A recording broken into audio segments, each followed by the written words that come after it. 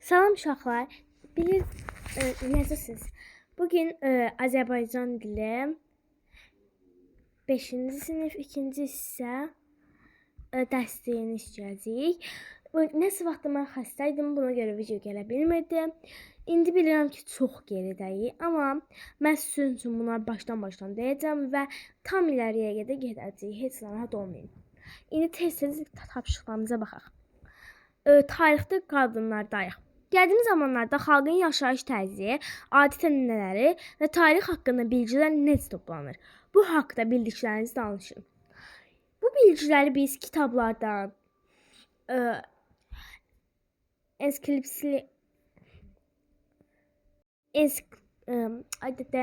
danışamadım. Ensiklopediyadan toplanır. Yəni biz bunlar vasitəsilə qəzetlərdən, bunlar vasitəsilə bilgilərimizi toplaya bilərik. Yəni nə bilim televizor ola bilər, o vaxtlar da var idi da. Belə bu işlər vasitəsilə toplaya bilərik. Mən mətn oxumuşam. Sizin də oxuduğunuzu fərz edərək mətni keçirəm. Aşağıdakı izah söz boxçasındakı hansı söz aiddir? Daş üzərində oyma üsulu ilə yazılmış mətn. Belə mətnlər əksərən qədim dövrə aid olan qəbir daşlarının üzərində yazılıb. Bunun adı kitabədir. Yəni bunun adı deyəndə bunun mənası kitabədir. Mətndə fərqləndirilmiş yağmalamaq sözünü, mənalı sözləri seçin. Baxa görə mətndə yağmalamaq hardadır? Qazan xanın evini, yurdunu yağmalayır, xəzinəsini ələ keçirirlər. Burada olacaq birinci oxuyaq: soymaq, qurmaq, qarət etmək, saxlamaq, talamaq, hədələmək. Burada soymaq, qarət etmək,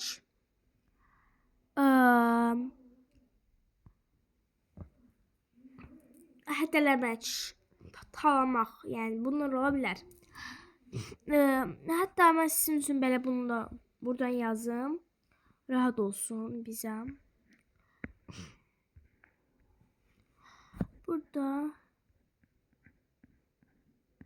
kitabə. Burada soymaq, qarət etmək. Bir də baxaq sözə. Talamaq, hədələmək. Hədələmək yox, talamaq. Bunlardır. Kontekstdən çıxış edək söz sahibi olmaq ifadəsinin mənasını izah edin. Yəni bu söz sahibi necə deyim sizə? Söz sahibi olmaq odur ki, yəni bir adamın sözü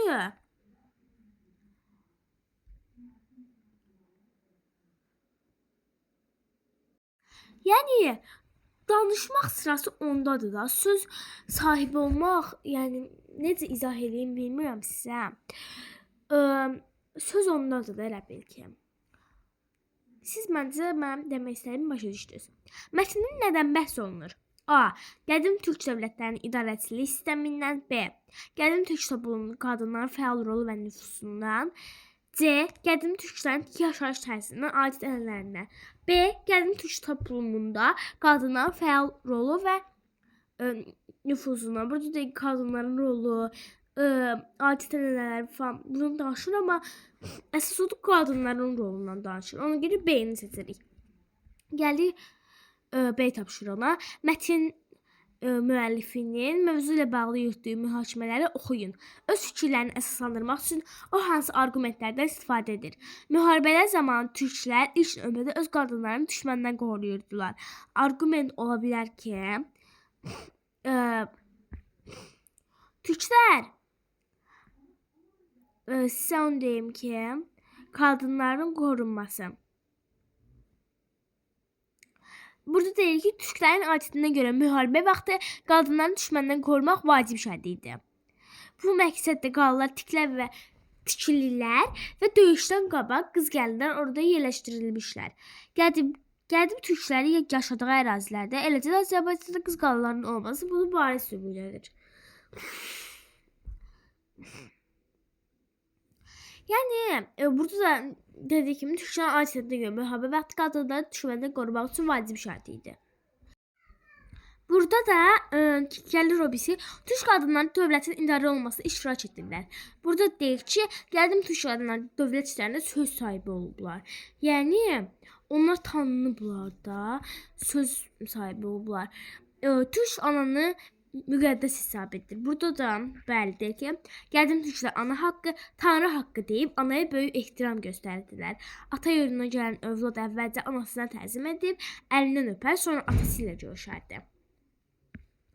Digərinə baxaq. Türklər görkəmli qadınların adlarını əbədiləşdirdilər. Burada da o haqda məlumat var idi. Məsələn, Ayşəşli Məlik, Qızıl Taclı, uca evlərimi götürüb gəlmisən, sənin çölgəş olsun. Türklər bunlar əbədiləşdiriblər.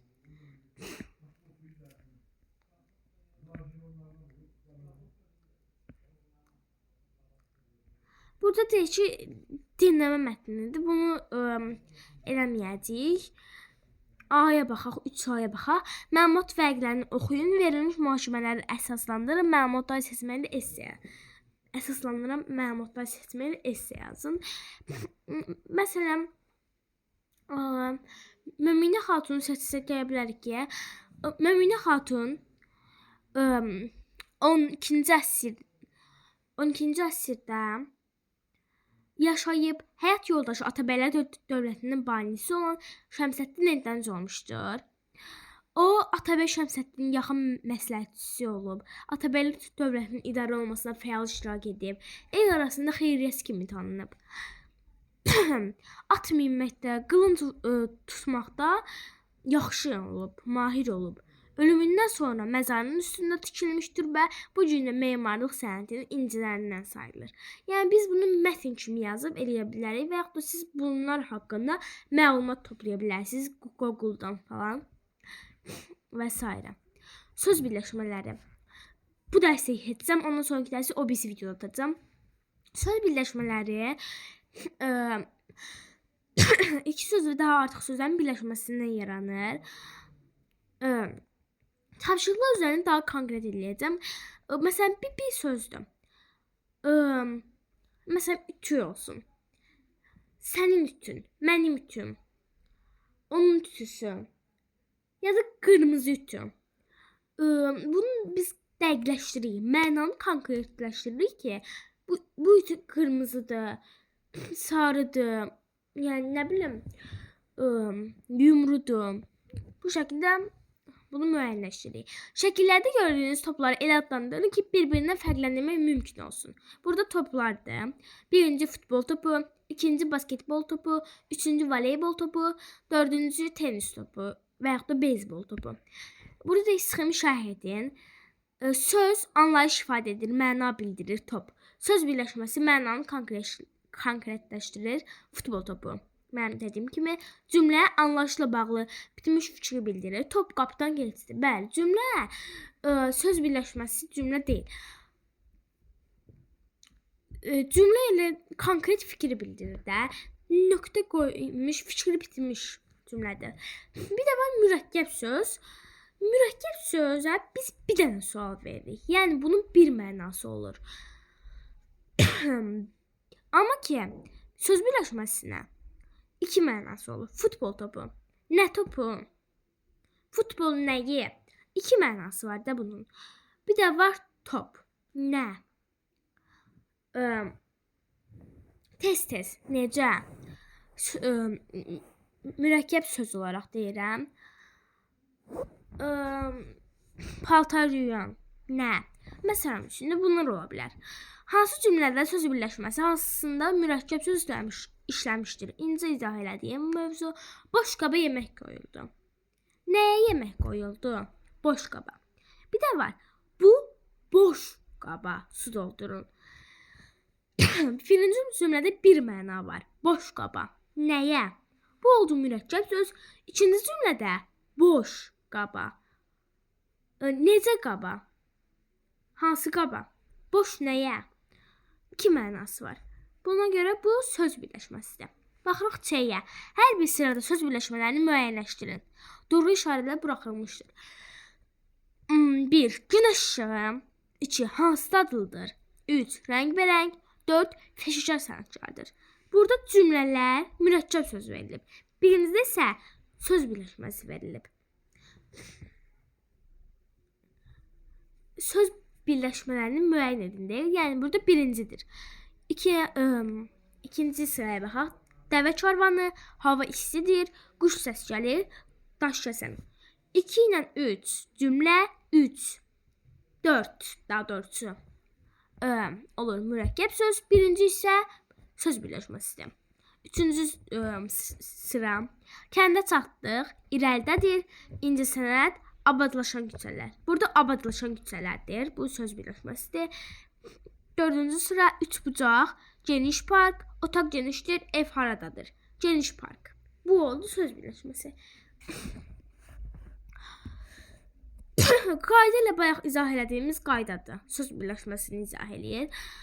Qabdakı qırmızı alma söz birləşməsini əks etdirən şəkil müəyyən edin. Bu yəni çox asan bir tapşırıqda. Üçüncü şəkil olacaq. Qızın əlindəki qırmızı alma demir. Və yaxud da sarı alma demir. Budaqdakı qırmızı alma demir. Qabdakı qırmızı almanın höddünə görə üçüncü şəkil olur. E-yə baxaq. Göy rəngli sözləri mötərizədəki sözləri əlavə etməklə söz birləşmələri yaradın. Uçuş. Kosmosu Londona. Məsələn, kosmosu uçuş. Göy rəngli sözlər söz birləşməsinin əvvəlində yoxsa sonunda işlənir? Sonunda işlənir. Bu əsas hissədir.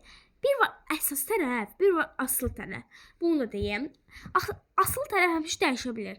Məsələn, kosmosa uçuş, Londona uçuş, Amerikaya uçuş. Bu həmişə dəyişə bilər. Amma uçuş yerində qalır. Bu əsas tərəfdir. Asıl tərəf həmişə birinci tərəf olur. Əsas tərəf ikinci tərəf olur. Yəni ikinci tərəf kök öyrənli verilmiş söz. Məsələn, söhbət qurtaranda, kino qurtaranda.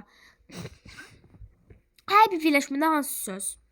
Əsas mənanı ifadə edir, mənanı konkretləşdirir. Əsas mənanı ifadə edən uçuşdur. Kosmosa uçuş, Londona uçuş, söhbət qurtaranda, kino qurtaranda, mənanı konkretləşdirir, söhbət qurtaranda. Bir də deyirik qurtaranda, bir də deyirik söhbət qurtaranda. Burada məna konkretləşdirir. Əyə baxaq, söz birləşmələrinin asıllı və əsas tərəflərini müəyyən edin. Asıl tərəfini dəyişməli yeni söz birləşmələri yaradın. Həyətin qapısı. Ola bilər evin qapısı. Həyətin, burada həyət asılı, qapı əsas. Evin qapısı. Dəyişdim. Asıl tərəfi dəyişdim. Yorğun görünən. Yorğun asılı, görünən əsas.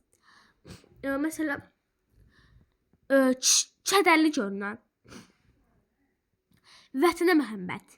Vətənə asılı, məhəbbət əsas. Məsələn, təbiətə məhəbbət, anaya məhəbbət. Qiymətli hədiyyə. Qiymətli. Asılı, hədiyyə əsas. Dəyərli hədiyyə. Babamdan yadigar. Babamdan asıl tərəf, yadigar əsas tərəf. Nənəmdən yadigar məsələn üçün. Tar çalmaq, tar asılı, çalmaq əsas. Saz çalmaq məsələn üçün. Ya da piano çalmaq.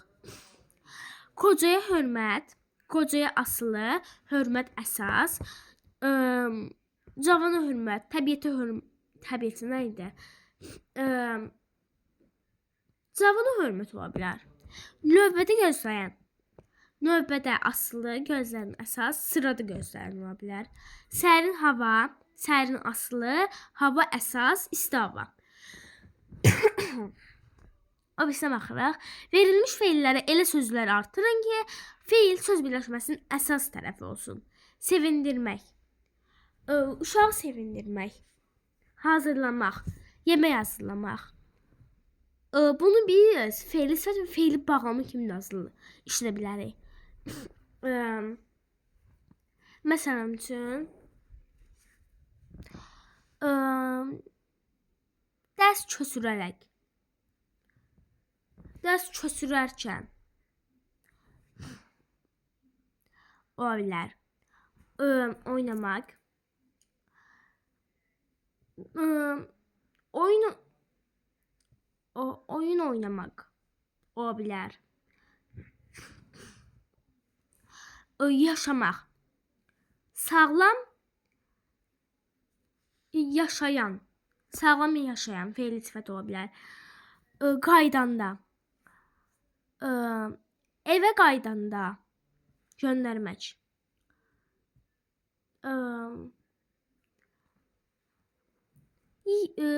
Məktub göndərdikcə ola bilər. Sən gözləyəndə. Belə sözlər ola bilər. Cümlədəki söz birləşmələri sizin asıl və əsas tərəfləri müəyyənləşdirin. Çayın çatanda güclü yağış yağırdı. Güclü yağış. Güclü asıl tərəf. Yağış əsas tərəf. Xarici qonaqlarla görüşdük. Xarici qonaqlar. Xarici asıl tərəf. Qonaqlar əsas tərəf. Yaxınlıqdakı yeməkxanada yer yox idi. Yaxınlıqdakı yeməkxana. Yaxınlıqdakı asıl tərəf. Yeməkxana əsas tərəf. Cıdır düzündən Novruz tonqalı qalandı. Novruz tonqalı. Novruz asılı. Tonqal əsas. Birinci olmaq hamının arzusudur. Birinci olmaq. Birinci asılı. Olmaq əsas. Bakı qədim şəhərdir. Qədim şəhər. Qədim asılı, şəhər əsas. Verilmiş söz birləşmələri tərəfləri arasında söz artırıb yazın. Bu zaman mənanın dəqiqləşdiyini diqqət edin. Ayın işığı. Ayın güclü işığı ola bilər. Dənizin şəffaf suyu. Mənim çalışqan müəllimim. Savadlı müəllimim. Məktubun cəld çatması. Paltarın 15% keyfiyyəti.